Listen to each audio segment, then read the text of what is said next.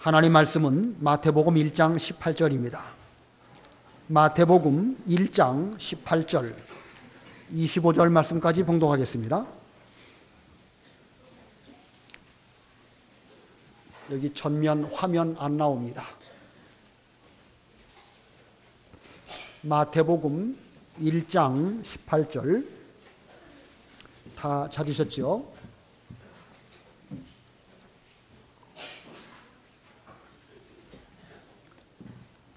예수 그리스도의 태어나심은 이러하다. 그분의 어머니 마리아가 요셉과 정혼하였으나 그들이 아직 동거하기 전에 성령으로 잉태한 것이 드러났다.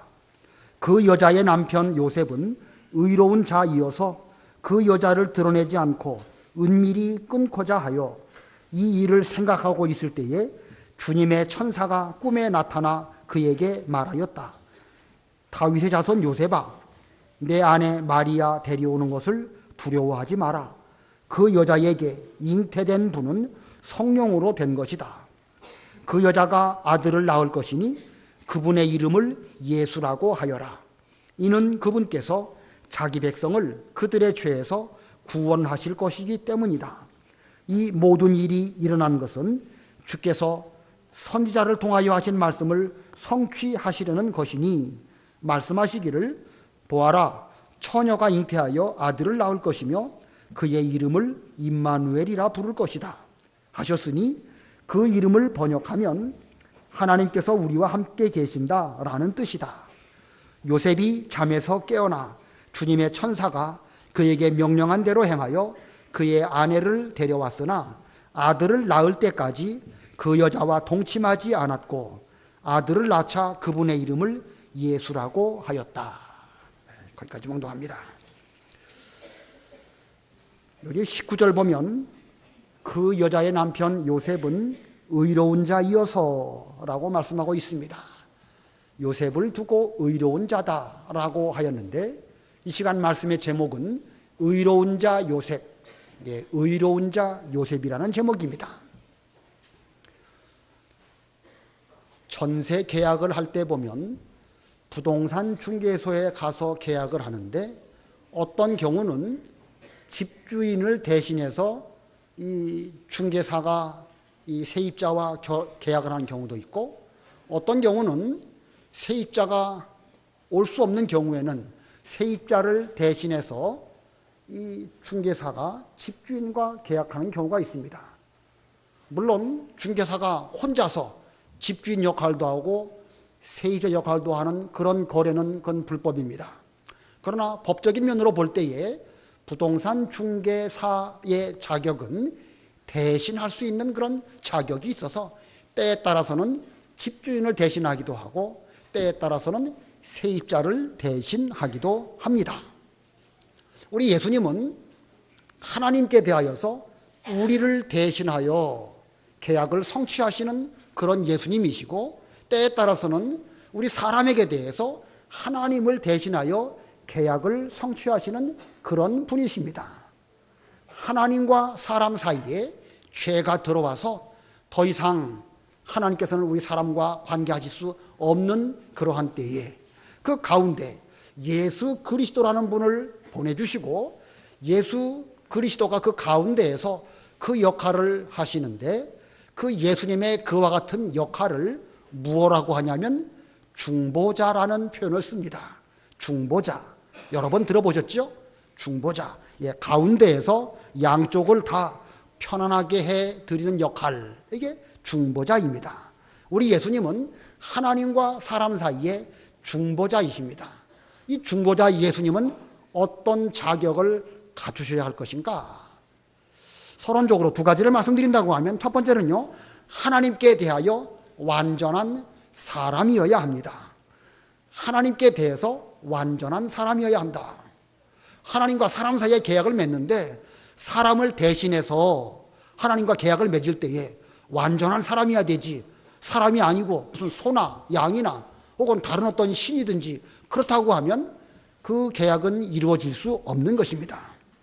예수님께서는 사람의 죄를 담당하시기 위해서는 우리와 똑같은 사람이셔야 합니다.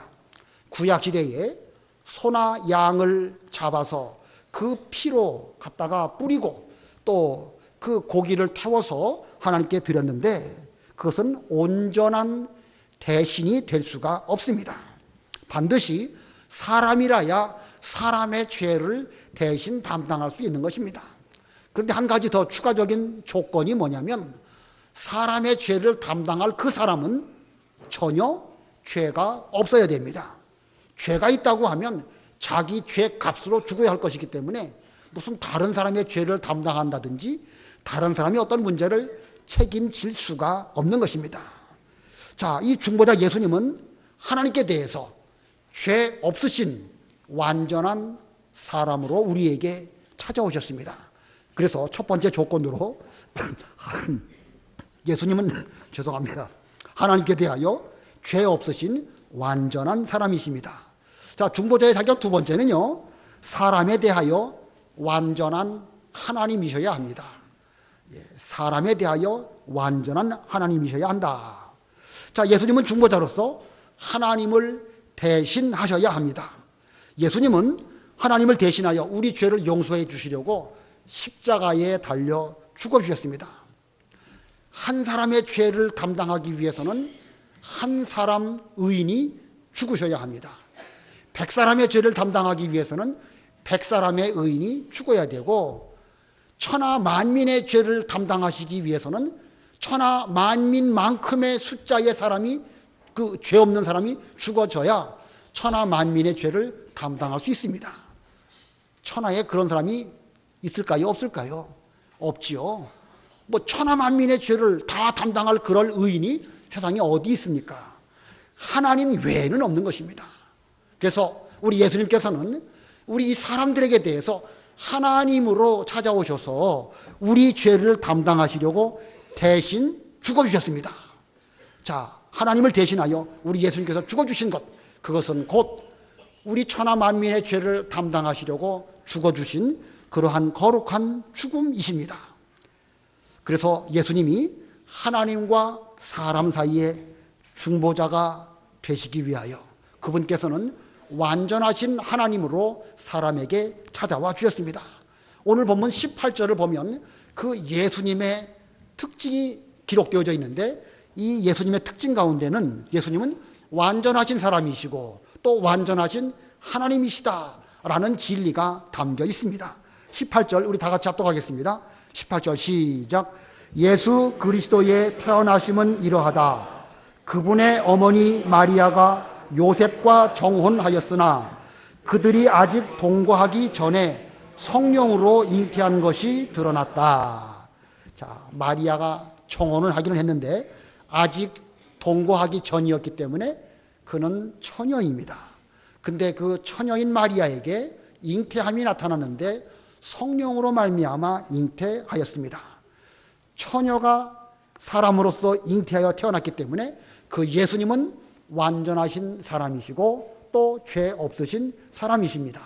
그런데 그분의 잉태는 성령으로 말미암아 잉태하신 것이기 때문에 예수님은 또한 완전하신 사람 하나님이십니다. 반은 사람이고 반은 하나님이다. 그게 아니에요. 무슨 그 로마 신화에 반은 위에는 말대가리고 아래는 아니지. 위에는 사람 대가리고 아래는 말이고 그런 이상한 신들이 있지요. 그런 게 아닙니다. 반반이 아니에요.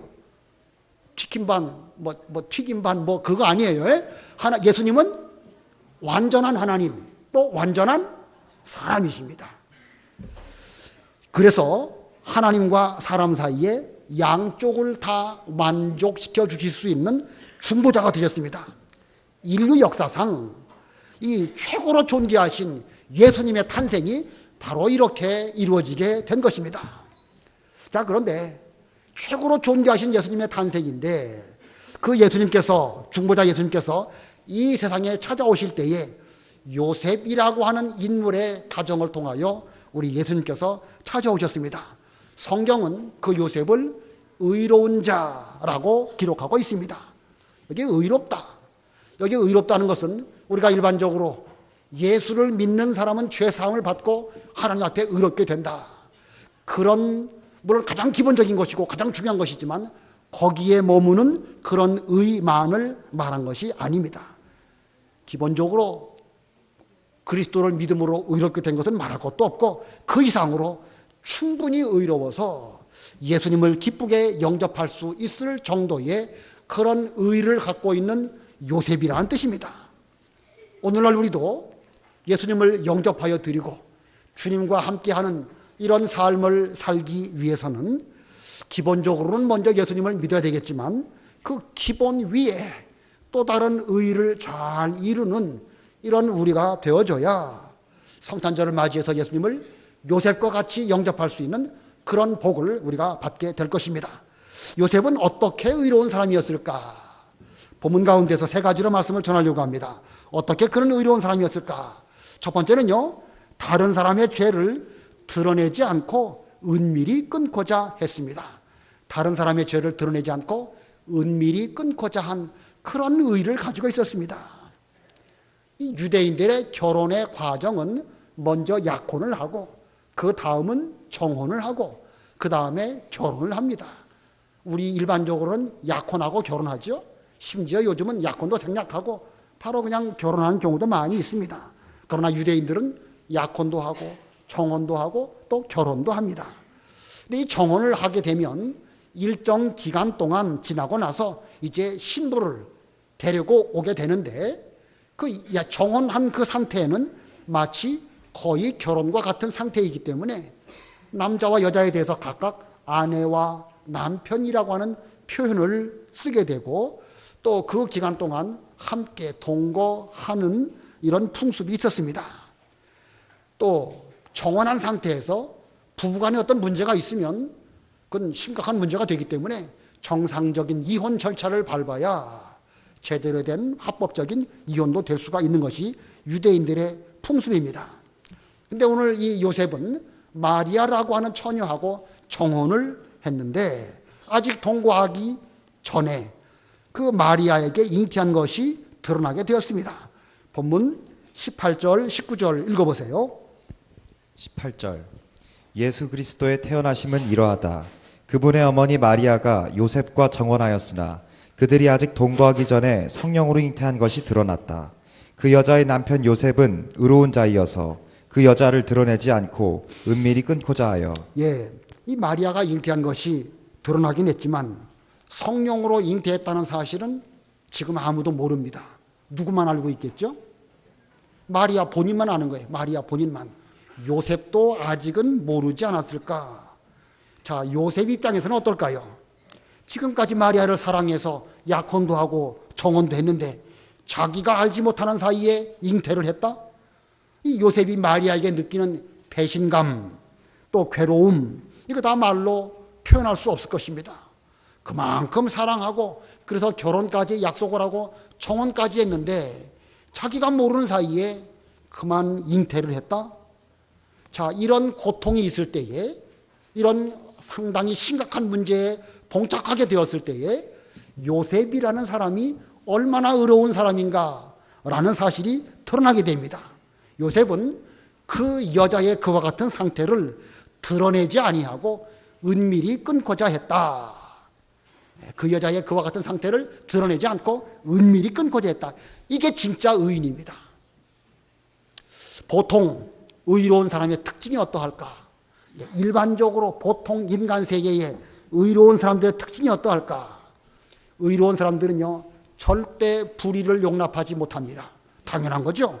자신이 의로운 사람이면 불의를 용납할 수 없는 것이지요. 자, 그러니까 의로운 사람이니까요.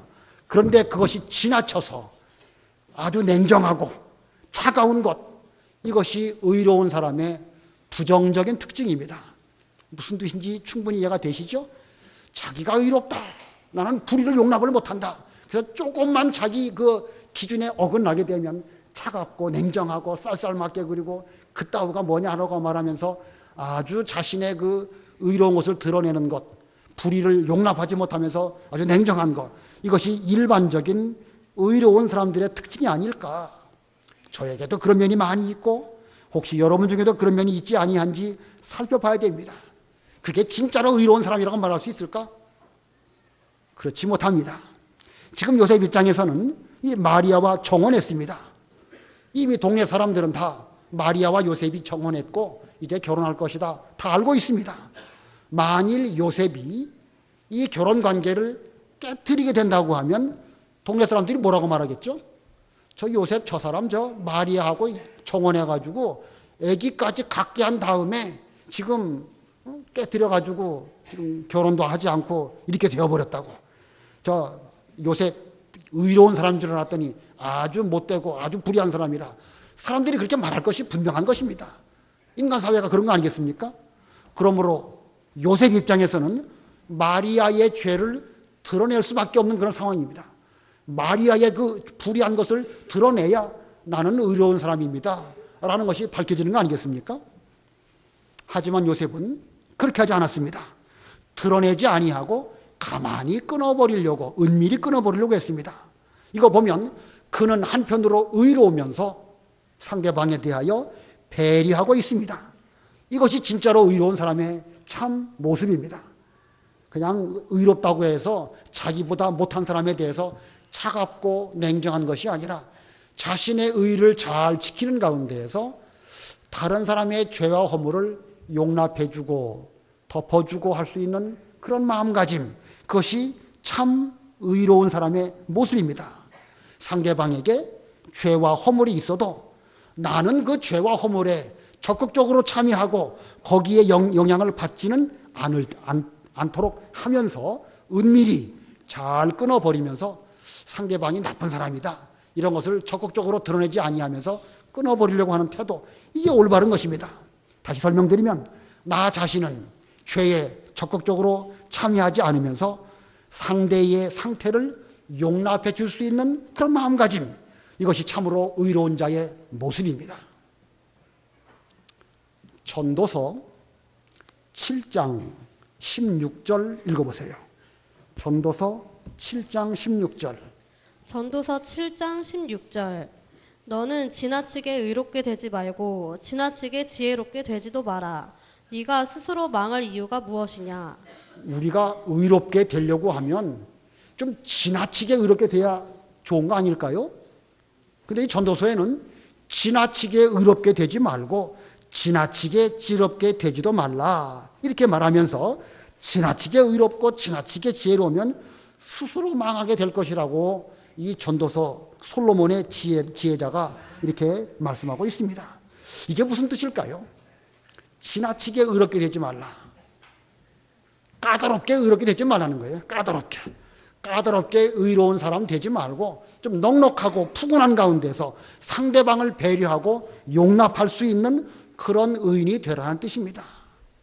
자, 이거 참 높은 차원의 사람이 아니고서는 여기까지 이른다는 게 쉽지 않습니다. 우리가 다 의인이죠. 여러분 다 예수 믿으시지 않습니까? 다 의인입니다. 근데 우리가 때에 따라서는 지나치게 의인이 되다 보니까 조금만 나와 틀리게 되면 거기에서 상대방을 지적하게 되고 상대방은 또 상대방 기준이 있으니까 또 그 기준으로 나를 보니까 또 못마땅하게 여기고 다 의인임에도 불구하고 복잡한 일들이 왜 생길까? 지나치게 의롭기 때문에 그런 것입니다. 좀 넉넉하고 푸근한 상대를 배려할 수 있는 요셉과 같은 그런 의인 되어야 할 것입니다. 두 번째, 요셉이 어떻게 의로운 사람일까? 그는 이 일을 생각했습니다. 이 일을 생각함, 그 말은 곧 기도했다는 뜻입니다. 자, 요셉이 의로운 자라, 이것은 상대방 마리아에게 대해서 은밀히 끊고자 하는 가운데에서 하나님께 대해서는 왜 이런 일이 나에게 닥쳤을까? 이 사건에 대해서 하나님의 뜻은 무엇일까? 하면서 기도했기 때문입니다. 우리가 신앙적으로 의롭다라는 것은 무슨 도덕적으로 윤리적으로 다른 사람보다 더 선하다, 이걸 성경은 의롭다라고 말하는 것이 아닙니다. 그런 인간적인 의를 말하는 것이 아니고 하나님 앞에서 하나님의 뜻이 무엇인지를 찾으려고 노력하는 그런 마음가짐과 삶의 태도, 성경은 그것을 두고 요셉은 의로운 자다 이렇게 말씀하고 있습니다. 요셉은 이 일을 어떻게 처리해야 좋을지 밤낮으로 골똘히 생각하면서 기도할 때에 주님의 사자가 그에게 찾아와 주시고 그리고 응답해 주셨습니다. 본문 20절 읽어보세요. 20절. 이 일을 생각하고 있을 때에 주님의 천사가 꿈에 나타나 그에게 말하였다. 다윗의 자손 요셉아, 내 아내 마리아 데려오는 것을 두려워하지 마라. 그 여자에게 잉태된 분은 성령으로 된 것이다. 예, 우리가 한 가지 생각해 볼 것은요, 마리아가 자기가 자기 몸에 잉태된 이 사실은 성령으로 말미암아 된 것이다 라는 사실 다 알고 있는데, 천사를 통해서 들었는데 그 사실을 남편에게 말했을까요, 안 했을까요? 요셉이 지금 상당히 그 고민 가운데 있는 거 마리아가 모르지 않습니다. 또 자기가 이 사실을 뭐 이게 말해도 믿지 않을 사람들도 많이 있겠지만 적어도 남편 요셉에게는 말할 수밖에 없지 않았을까. 아마 제 생각에는 말하였을 것으로 여겨집니다. 자, 그런데 요셉 입장에서 마리아가 내 몸에 잉태된 것은 성령으로 말미암아 된 것이라고 천사가 말해 주었습니다. 나를 이해해 주시기를 바랍니다. 이렇게 말을 들었다고 할 때에 요셉 입장에서는 더욱 그게 하나님의 뜻이 무엇일까? 처녀가 잉태하여 아들을 낳으리니 라는 말씀이 성경에 있기는 있는데 그 말씀이 내게 대하여 이루어지려고 하는 것일까? 뭐 이런저런 생각을 분명히 하였을 것입니다. 그러다가 마침내 천사가 이제 그에게 찾아와 가지고 직접 응답해 줍니다. 요셉아, 마리아 데려오는 것을 두려워하지 말아라. 그 여자에게 잉태되신 분은 성령으로 된 것이다. 본문 21절부터 23절, 뭐 유명한 요절이니까 우리 한번 다 같이 합독하겠습니다. 21절로 23절 시작.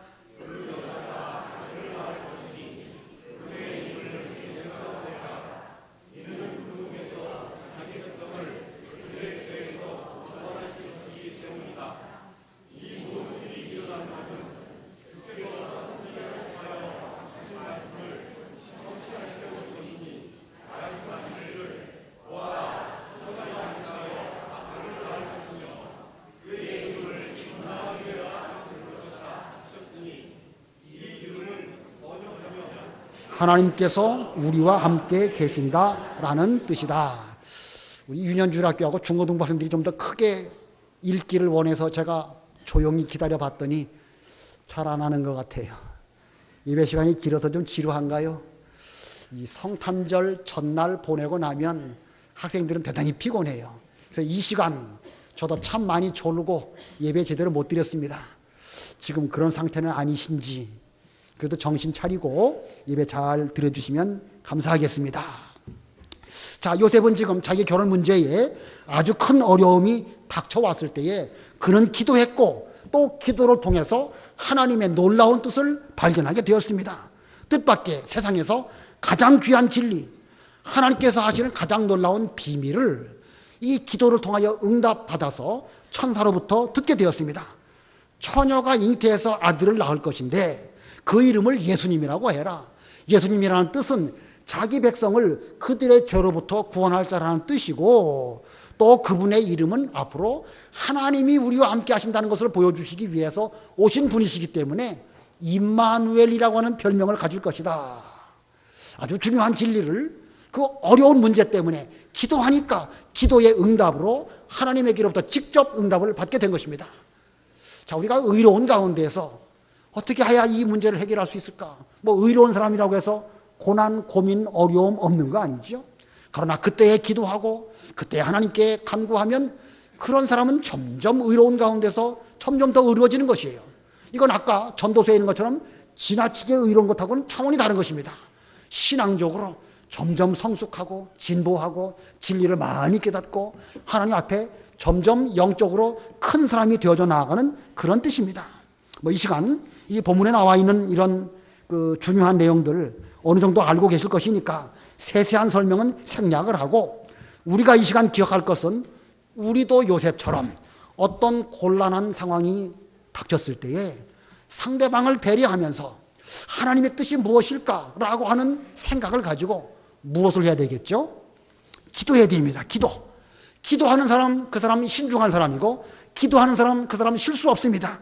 기도하는 사람, 그 사람 잘못된 길로 걸어갈 때에 하나님이 막아주십니다. 만일 이때 이 요셉이 마리아 데려오고 싫다라고 해가지고 안 데려오면 하나님의 일이 큰일 되는 거 아니겠습니까? 그는 기도했고 기도할 줄 아셨고 기도하게 되었을 때 하나님께서는 그로 하여금 잘못된 길로 걸어가지 못하도록 올바른 길로 인도해 주신 것입니다.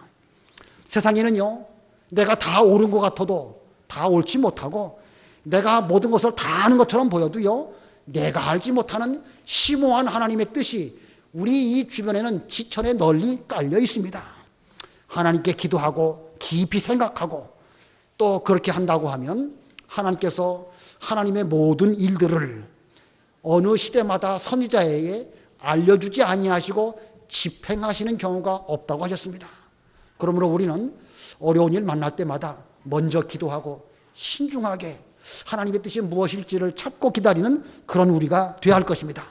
우리도 요셉처럼 의로운 가운데 살면서 힘써 기도하심으로 하나님의 섭리를 깨달으시고 성령의 성경의 이 심오한 진리를 점점 깨달아서 우리의 의로움이 더욱 풍성해지는 그런 우리 모두들이 다 되어야 되겠습니다. 그 다음에 세 번째, 이 의로운 자 요셉은 어떻게 의로운 사람이었는가? 세 번째는요, 주님의 명령을 믿고 순종했습니다.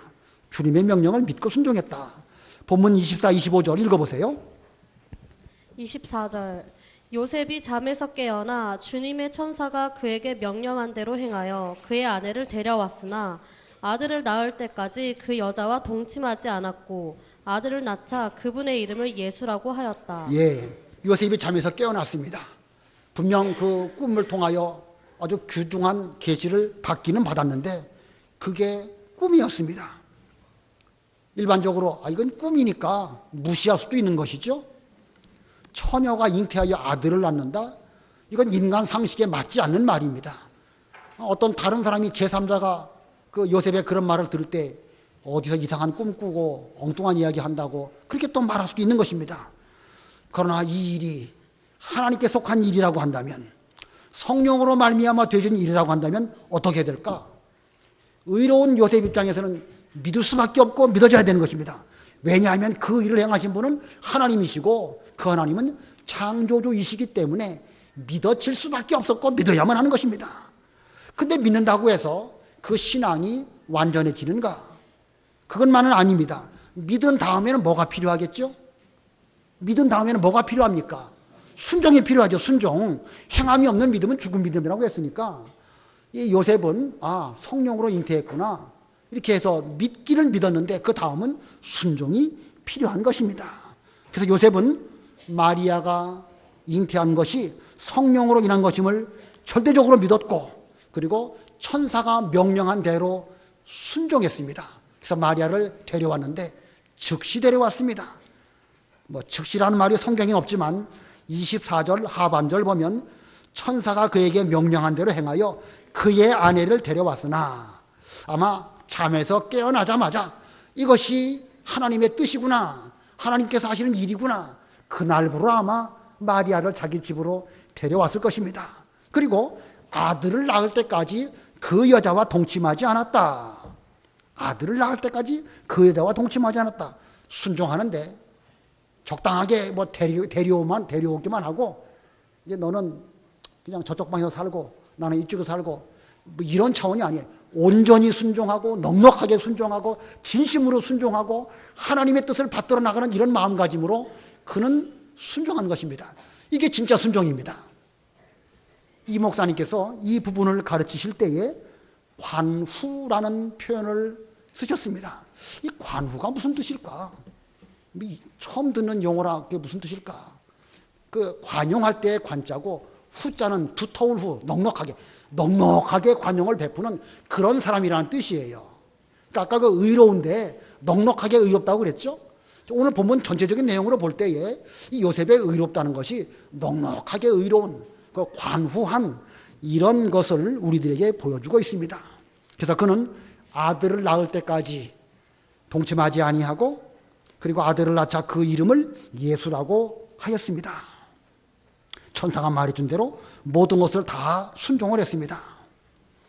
자, 오늘 이 의로운 자 요셉을 우리가 배우고 있습니다.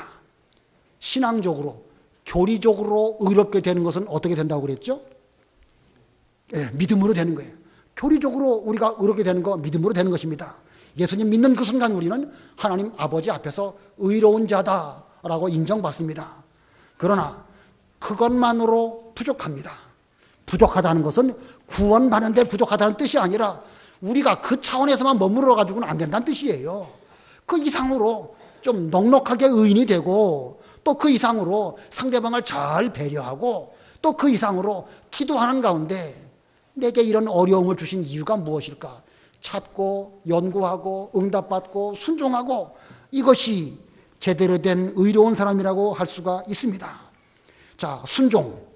오늘 우리가 이 세 번째로 순종을 배우는데 순종은 곧 우리의 생활면, 실천적인 면, 그런 면에서 의를 잘 실천할 수 있는 이런 우리가 되어야 됩니다. 교회 와서 예수 믿고 택한 백성이다.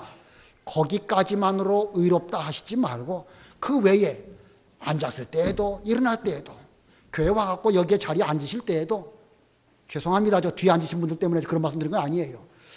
좀 그 자리에 앉는 것도 좀 그 신경 쓸 거 있죠. 식당에 가서 앉을 때에도요. 다 그 신경 써야 됩니다. 교회뿐만 아니라 일반 식당에 가서도 오늘 앉고 또 일어나면 여러 가지 정리정돈 다 하고 나오고 그런 것들이 삶 가운데 나타나야 됩니다. 인사할 때에도요. 좀 넉넉한 의인의 모습이 드러나야 됩니다. 그냥 고개만 까딱하시지 말고 전에도 여러 번 말씀드렸지만 소리내서 인사하세요. 반갑습니다. 오늘 성탄절 날씨가 참 좋습니다. 많이 건강해지셨군요. 좀 소리내서 상대방에게 자기 의사표현을 잘하는 거 그거 다 필요합니다. 이게 의로운 사람이 그런 면으로 드러나게 되는 거예요. 길을 갈 때나 이 운전할 때도 또 그렇죠. 제가 운전할 때 참 성격이 급한 사람이에요. 클락션을 누르면 저는 막 드럼을 치는 사람입니다.